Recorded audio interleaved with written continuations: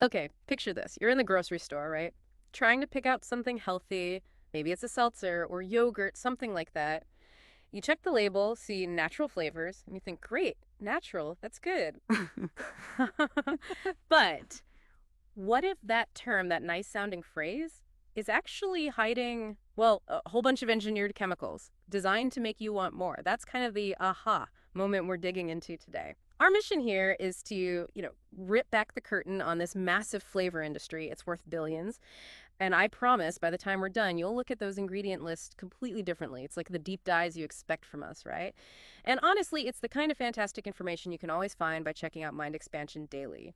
We really try to uncover these vital truths for you. So yeah, if you're ready to look past the label hype, definitely make sure to like and subscribe to Mind Expansion Daily. You'll get more deep dives just like this one. Okay, so let's unpack this whole thing. What exactly is a natural flavor when the FDA talks about it? Right. So the official FDA line is it's a substance that comes from a plant or animal Yeah. source.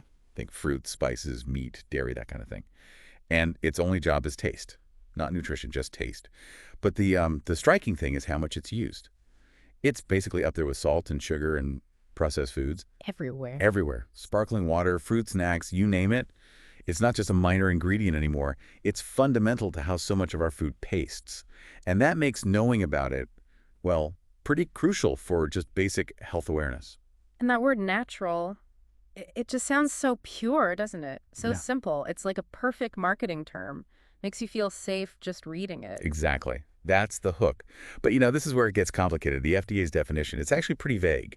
And that vagueness creates this regulatory loophole. It lets companies pack a whole mix of chemicals under that one simple term. A loophole. Yeah.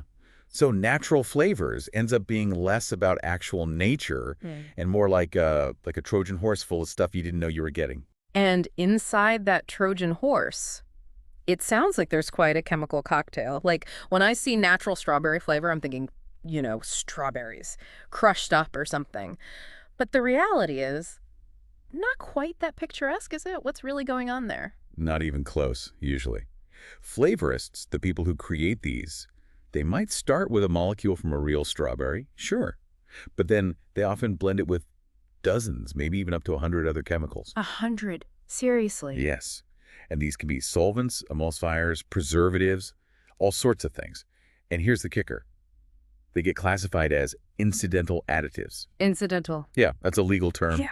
It basically means they don't have to be listed on the label, even if they make up a big chunk of that flavor mix. Wait, up to 100 chemicals, and they don't have to list them. What kind of chemicals are we talking about? Well, you might find things like propylene glycol, which, is also used in What's antifreeze, antifreeze? Okay. or BHA, which some studies suggest could be an endocrine disruptor, meaning it might mess with your hormones.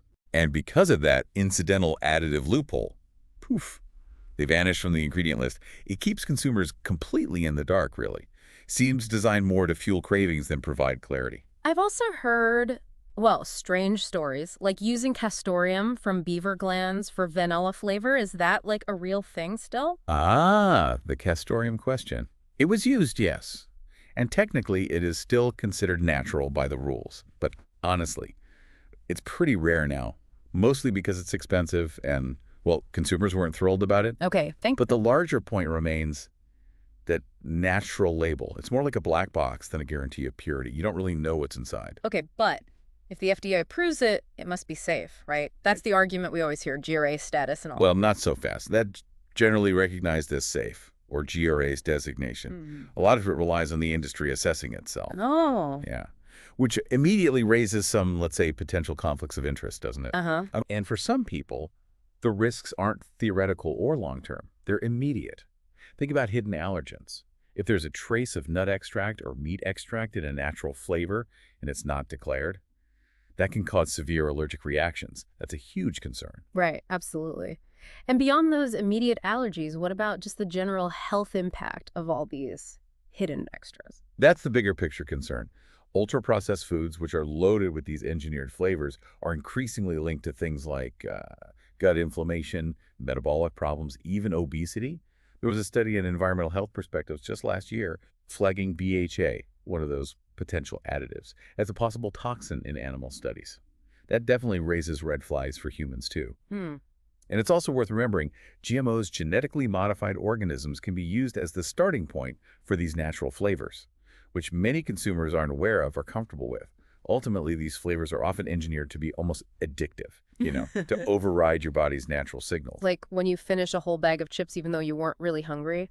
Exactly that. That's the design working. It prioritizes that craving over your actual well-being. Okay, this is a bit disheartening. But we're not totally helpless here, are we? What can people actually do? No, definitely not helpless.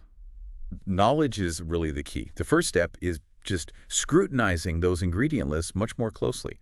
Generally, shorter lists are better.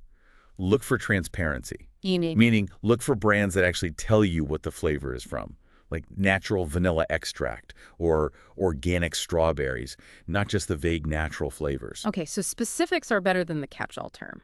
Does choosing organic products help? Like USDA organic? It can, yeah. USDA organic rules do ban synthetic solvents and GMOs in the processing. But to be even more sure, look for labels that say organic flavors or certified organic flavors. That means at least 95% of the ingredients in the flavor itself are organic. Got it, 95%. But honestly, the most powerful move is just eating more whole foods. Apples, carrots, all. They don't need a team of chemists to taste good. Taking these steps really helps you take back control and sidesteps some of these industry tricks. Right. But what does the industry itself say? I mean, they must defend this practice, surely. Oh, they do. Absolutely. The food industry line is basically that natural flavors are essential for consistent taste across batches and products. And they insist everything meets strict safety standards. FEMA, the Flavor Extract Manufacturers Association, they'll point to their GRAS testing being rigorous. They mention propylene glycol. Yeah, they'll often use propylene glycol as an example, saying the FDA approves it for food use, so it's safe. And they tend to dismiss the castoreum thing as like an old myth or something that's barely used anymore because of cost and backlash. Okay, so consistency and safety standards. But I bet critics have a different take. A very different take. Critics, and you see this in investigations like the one Consumer Reports did recently, they really slam the industry for self-regulating. They point out huge gaps in long-term health data for many of these complex flavor compounds. And the lack of transparency is a major issue. So the defense feels a bit thin to them. To many, yeah. Feels like a way to protect profits and keep secrets, forcing consumers to do all the detective work themselves. And this isn't just abstract debate, right? There are actual people affected by this lack of transparency. Any examples? Definitely. These stories really highlight why reading labels carefully isn't just, being health conscious. It's sometimes essential. There was a case reported last year in an allergy journal. A woman had a life-threatening reaction to a snack. Turned out the natural flavors contained almond extract that wasn't declared. Wow, that's terrifying. It is. Another person linked their chronic migraines to BHA found in some flavored products. They only found relief when they cut those out and switched to whole foods. And there was a Food Safety News survey not long ago where about a quarter of people reported side effects, headaches, digestive issues that they linked to processed foods with natural flavors. A quarter, that's significant. It suggests these aren't just isolated incidents. They're potential warnings about these hidden ingredients. Okay, so let's try to wrap our heads around this. The big takeaway seems to be natural flavors sound good, sound wholesome, but often they're these complex, lab-made chemical mixes hiding behind a nice term.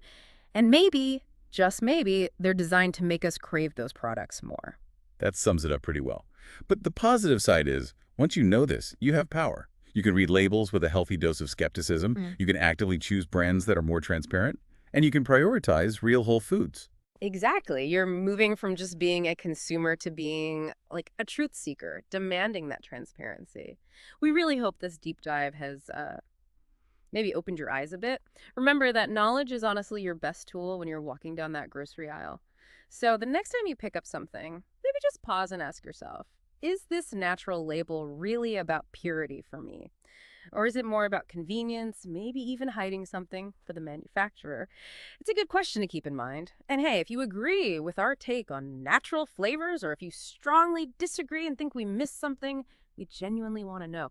We challenge you. Leave a comment below. Tell us your thoughts. Your insights really do make this whole conversation deeper and better for everyone.